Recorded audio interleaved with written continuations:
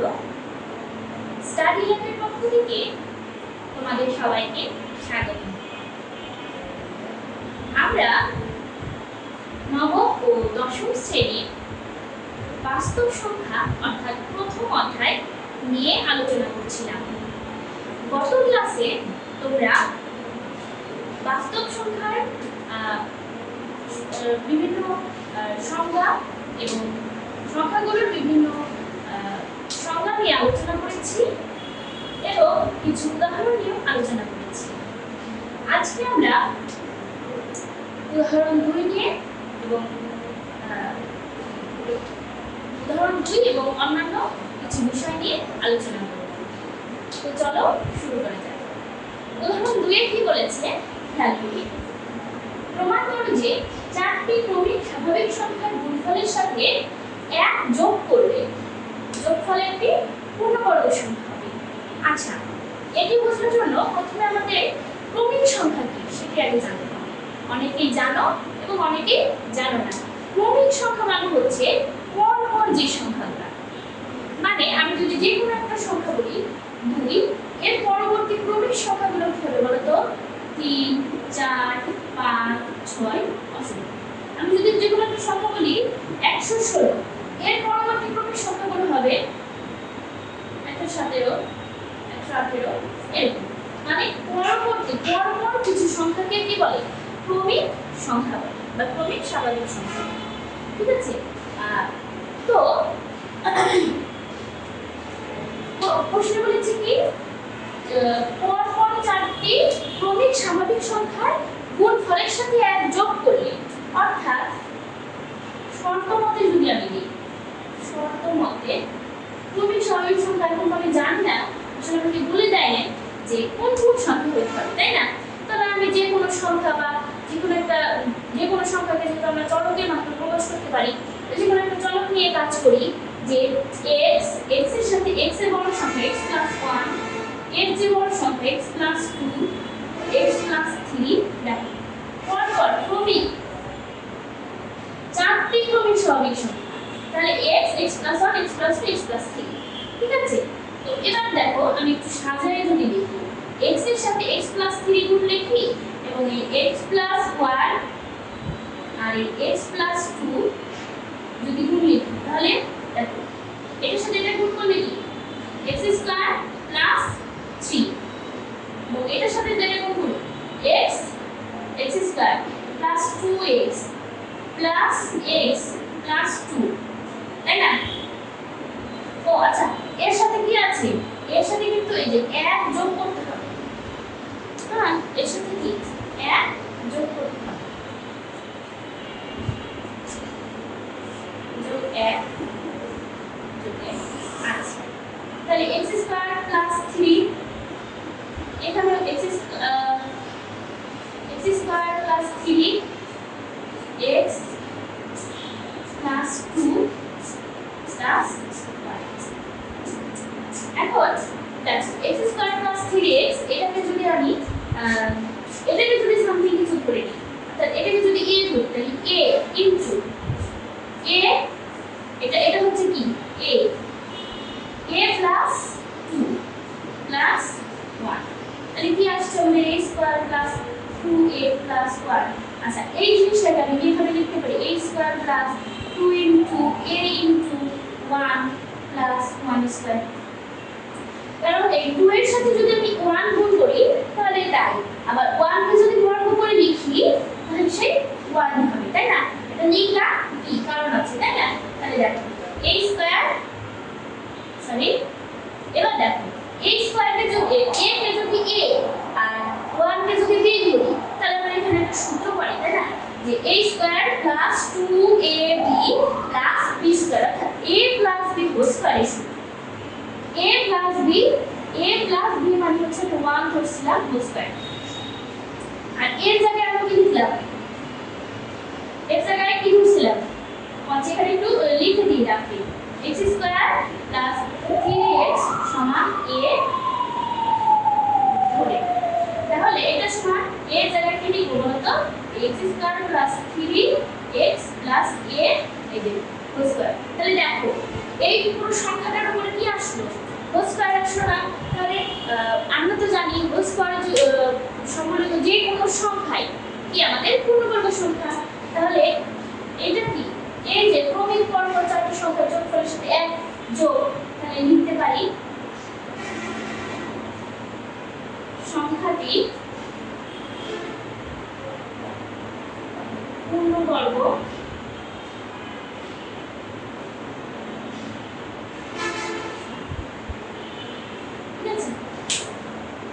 আশা করি বুঝতে পেরেছি।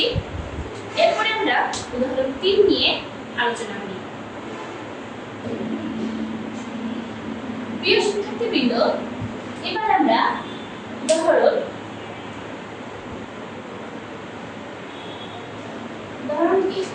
3 সমাধান করব, তাই না?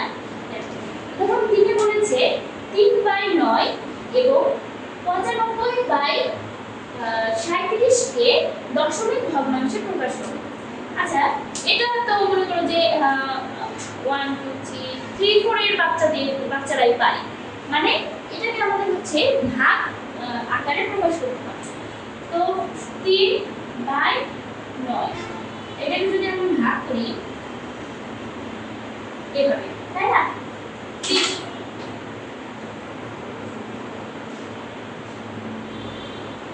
3 উপরে আছে, তার মানে 3 কে 9 দিয়ে কি করতে হবে, ভাগ করতে হবে। তো ভাগ করার জন্য দেখো, খেয়াল করো, আমাদের এই 9 কিন্তু 3 এর মধ্যে যাচ্ছে, তাই না? এর জন্য আমাকে প্রথমে একটা কি দিতে হবে, দশমিক দিয়ে শূন্য দিয়ে দশমিক দিতে হবে, যাতে আমি 3 এর পরে একটা কি শূন্য দিয়ে নিতে পারি। এই দশমিকের জন্য কি 3 এর পরে একটা শূন্য দিয়ে নিতে পারছি। তারপরে এই 9 30 এর মধ্যে কয়বার যায়, 3 9 27। তারপরে কত, দেখো আবার এই দশমিকের জন্য আবারও 3 9 27, আবারও 3 9 27, আবারও 3 9 27। দেখো এই 3 কিন্তু বা থামবে না, তাই না? তো তার মানে এই 3 কিন্তু আমার অসংখ্য অগণিত বার পর্যন্ত চলে যাবে। দেখো, তাহলে এই 3/9 কে আমার দশমিক ভগ্নাংশে প্রকাশ করা হয়ে গেল, ঠিক আছে? তো এবার আমরা এরপরে দেখো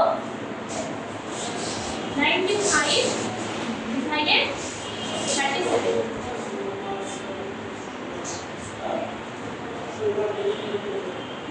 95 কে যদি আমি 37 দিয়ে ভাগ করি, তাহলে 37 এই 95 এর মধ্যে কয়বার যাচ্ছে, 2 বার যাচ্ছে, তাই না? আর 2 কে 14 ভাগ 1 1 7। তাহলে এই ভাগ কত আছে, কত ভাগ শেষ, এখানে 1 এখন হচ্ছে 2। দেখো এই 21 কিন্তু আবার এই 37 এর মধ্যে যাচ্ছে না, তার জন্য আমাকে কি দশমিক দিয়ে একটা শূন্য নিতে হবে। এবং এটা 37 এই 210 এর মধ্যে কত কয়বার যায়, আমরা যদি একটু ক্যালকুলেটরের সহযোগিতা নিই,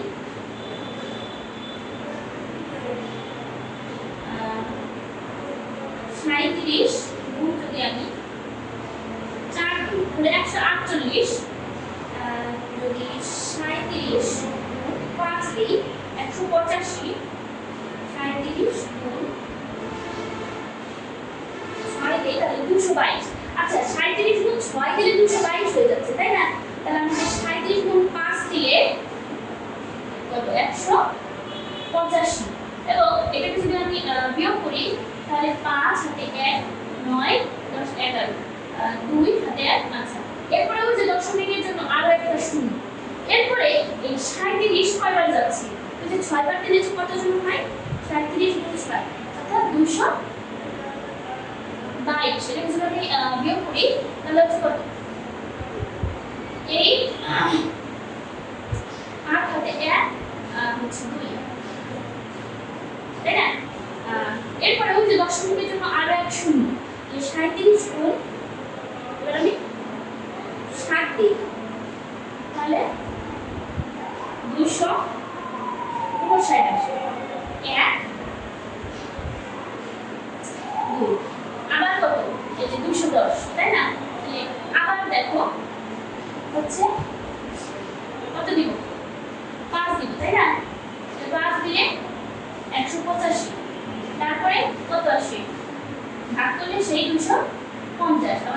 250 কে যদি শূন্য ধরতাম, 250 কে আবার হচ্ছে 6, আবার বিয়োগফলে কি আসতো, আবার 7। তার মানে এরকম অসংখ্য মানে চলতেই থাকতো, তাই না? এটা কি আর কখনো মিলানো যাইতো না। তার মানে বুঝতেই পারছি দশমিক এর পরে অসংখ্য অগণিত পর্যন্ত সংখ্যা আমাদের থাকতে পারবে। তো এটি ছিল যে কোনো সংখ্যা বা এই দুটি সংখ্যার সাধারণ ভগ্নাংশ থেকে দশমিক ভগ্নাংশে রূপান্তরের নিয়ম। এরপর আমরা উদাহরণ 4 নিয়ে আলোচনা করব। শিক্ষার্থীবৃন্দ, উদাহরণ 4-এ আমাকে কিছু সংখ্যা দিয়েছে এবং বলেছে এগুলো সাধারণ ভগ্নাংশ প্রকাশ করে দেয়। আচ্ছা, তাহলে যে সংখ্যাটা লিখেছে 0.3, এর উপরে একটা ডট আছে, তাই না? এই ডটকে বলা হয় হচ্ছে পৌনঃপুনিক।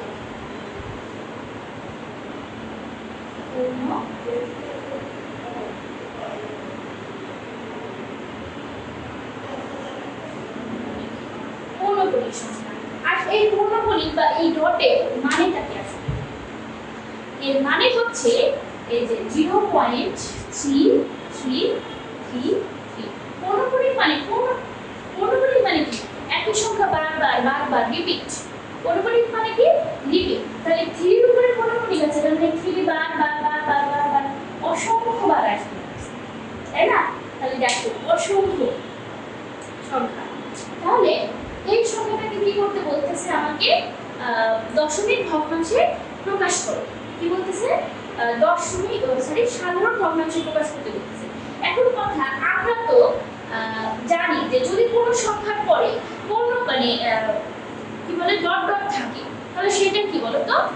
অমূলক সংখ্যা। আর অমূলক সংখ্যাকে কি সাধারণ ভগ্নাংশে প্রকাশ করা যায় না। এটা আমরা কি আগের কথা থেকে জেনে আসছি। কিন্তু দেখো, যদি মনে করো যে একই সংখ্যা বারবার তাহলে কিন্তু আমরা সেই সংখ্যা থেকে সাধারণ ভগ্নাংশে প্রকাশ করতে পারবো। ঠিক আছে? তো আমাদেরকে আজকের প্রশ্নে বা এই ধরনের এইটাই বলছে যে পৌনঃপুনিক সহ কিছু সংখ্যা দিছে এবং আমাকে বলছে এই সংখ্যাগুলোকে সাধারণ ভগ্নাংশে প্রকাশ করো। এবং এটা কিন্তু সাধারণ ভগ্নাংশে প্রকাশ করা যাবে। তাহলে প্রথমে আছে 0.3। অবশ্যই যেহেতু এই অসীম সংখ্যাকে, অসীম ভগ্নাংশকে আমি সাধারণ ভগ্নাংশে প্রকাশ করতে পারছি, তাহলে অবশ্যই কিছু নির্দিষ্ট নিয়ম আছে। সেই নিয়মগুলো কি? যেমন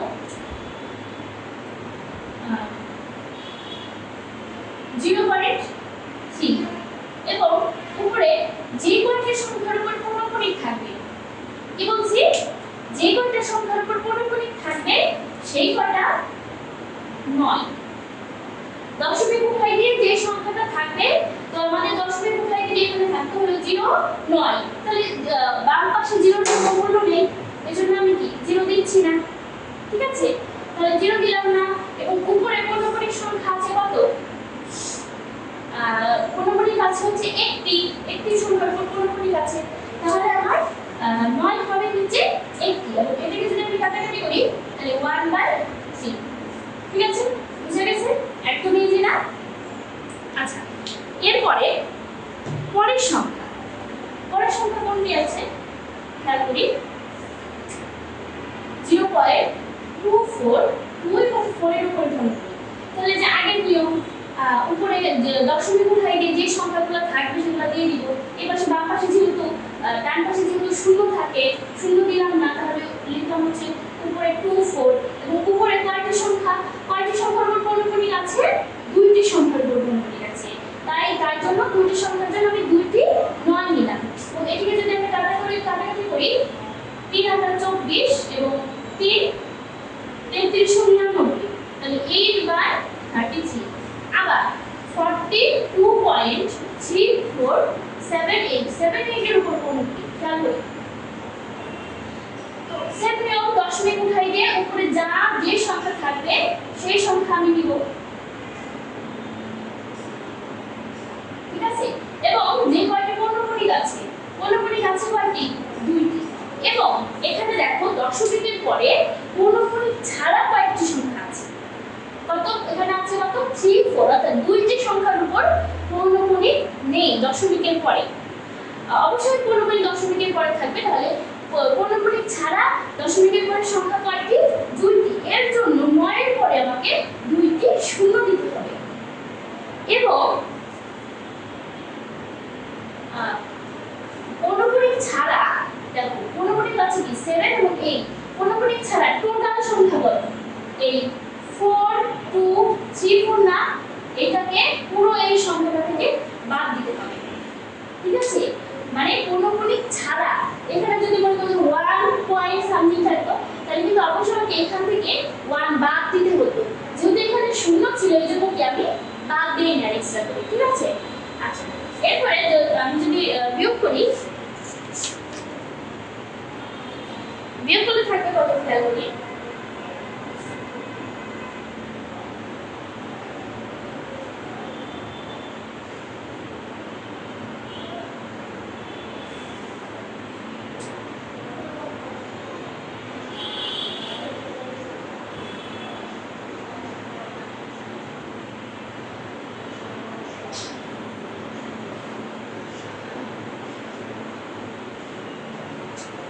4 1 9 2 4 4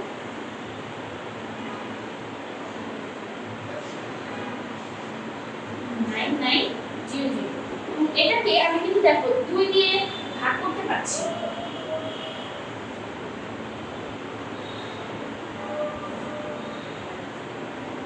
4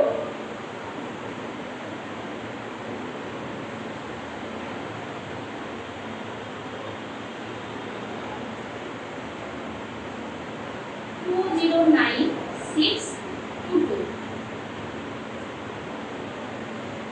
এবং এইখানে থাকছে হচ্ছে 4950। তাহলে এখানে দেখো আর কি কাটাকাটি যায়, হ্যাঁ আবারও যায়। এটাকে যদি দুইটা ভাগ করি তাহলে আসছে কত? আচ্ছা এই সংখ্যাটাকে একবারে আমি যদি 4 দিয়ে ভাগ করি দেখো 419244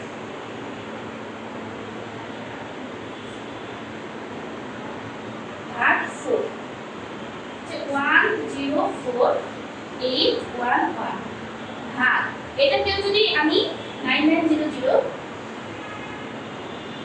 ভাগ 4 দিই তাহলে আসবে 2475। ঠিক আছে, এটা হচ্ছে কি আমাদের সাধারণ ভগ্নাংশের প্রকাশ। তো এটাকে আমি এভাবেও রাখতে পারি, ইচ্ছা করলে কি মিশ্র ভগ্নাংশ, যেটা মিশ্র ভগ্নাংশ প্রকাশ করতে পারি আমরা।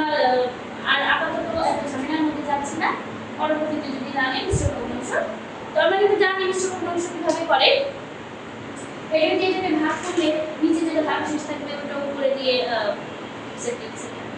তো পরবর্তীতে আমরা মিশ্র ভগ্নাংশ প্রকাশ করা শিখে যাব। সুপ্রিয় শিক্ষার্থীবৃন্দ, উদাহরণ 5-এ আমাকে এখানে একটি সংখ্যা দিয়েছে এবং এই সংখ্যাকে সাধারণ ভগ্নাংশে প্রকাশ করতে বলেছে। অর্থাৎ যে এই যে আচ্ছা এরকম 5.23457 4 থেকে 7 পর্যন্ত পূর্ণপূর্ণ। আচ্ছা অনেকে হয়তো বুঝতে অসুবিধা হতে পারে যেখানে 4 আর হচ্ছে 7 এর উপর পূর্ণপূর্ণিক আছে। তার মানে দেখো পূর্ণপূর্ণিক এখান থেকে পূর্ণপূর্ণিক কিন্তু যে কোনো সংখ্যায় সর্বোচ্চ দুটি হতে পারে। যেমন মনে করো যে 5.677324 এই যে এখান থেকে এই পর্যন্ত। তার মানে কি বলতো এই যে 27324 আবার মানে 27324 আবার 27324 অর্থাৎ এই যে পূর্ণপূর্ণিকের মধ্যে যে সংখ্যাটা এই সংখ্যাগুলো শুরু থেকে শেষ পর্যন্ত আবার বারবার বারবার বারবার বসে থাকে। ঠিক আছে, আশা করি বুঝতে পেরেছো।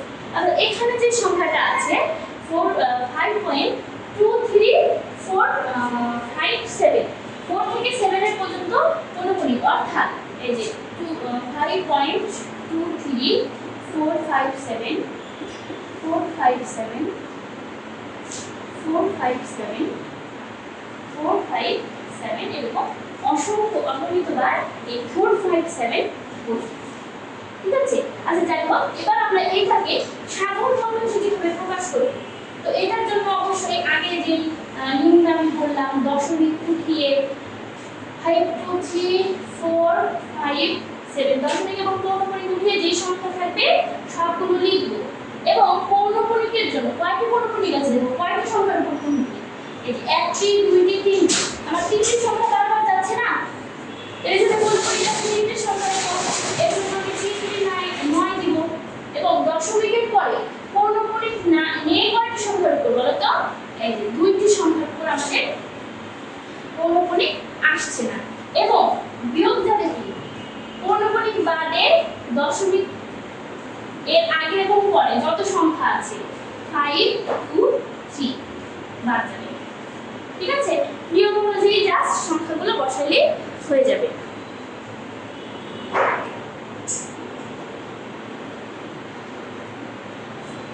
তো এখন যদি আমি 5 2 3 4 5 9 5 2 3 4 5 7 minus 5 2 3 দেই, তাহলে আসবে আমাদের 5 2 2 9 3 4 by 99900। ঠিক আছে? এবং এটাকে যদি আমি একবারে লিখি আগেরটার মতো 2 দিয়ে না করে একবার 4 দিয়ে যাই কিনা, 5 2 2 9 3 4 ভাগ 4 দশমিক আসে, তাহলে আমি 2 দিয়ে ভাগ করি, 5 2 2 9 3 4 ভাগ 2, 2 দিয়ে ভাগ করলে কত আসে? 2 6 1 4 6 7 ভাগ, এটাকে যদি আমি 9 দিয়ে ভাগ করি, 2 দিয়ে ভাগ করি, তাহলে আসে কত? 49950। ঠিক আছে? তো এটি হলো আমাদের এই যে সংখ্যাটা, এই পৌনঃপুনিক সংখ্যা, এটিকে দশমিক ভগ্নাংশে প্রকাশ করে। ঠিক আছে? ও আচ্ছা, এইখানে তাহলে আমরা দেখি যেহেতু নিচে জায়গা আছে, এখান থেকে আমি এই ভগ্নাংশ কি বলে মিশ্র ভগ্নাংশে যাওয়া যায় কিনা, তো ছোট করে লিখি। ও সরি, কত ছিল যেন?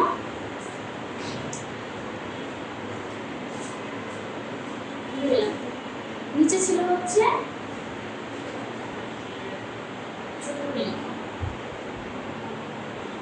49950 আর উপরে ছিল হচ্ছে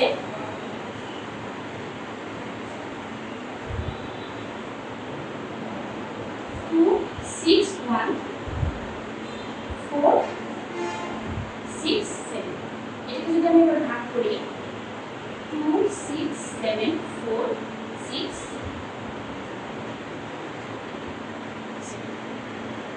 খেয়াল করি এখানে প্রথম যে 4টি সংখ্যা, এই প্রথম 4টি সংখ্যা কি ছোট, তার মানে একবার যাচ্ছে না, একের বেশি বা না, অর্থাৎ আমাকে এই সংখ্যা পর্যন্ত নিতে হবে, তাই না? তাহলে আমি দেখি 4995 ইনটু 2 3 হচ্ছে 4 2 8, আর যাচ্ছে 4 দিলে 1900 সামথিং হয়, আর আমার লাগবে হচ্ছে যে 26,000 হচ্ছে 746, তার মানে এবং হচ্ছে যে 19,000 পর্যন্ত আসছে। এরপর যদি আমি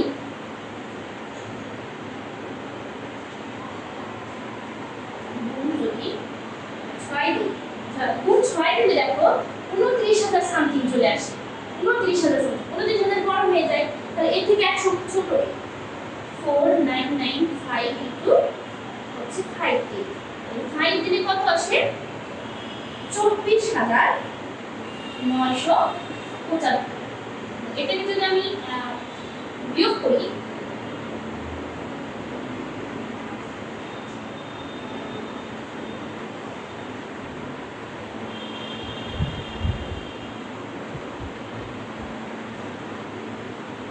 এটা আসে, ঠিক আছে?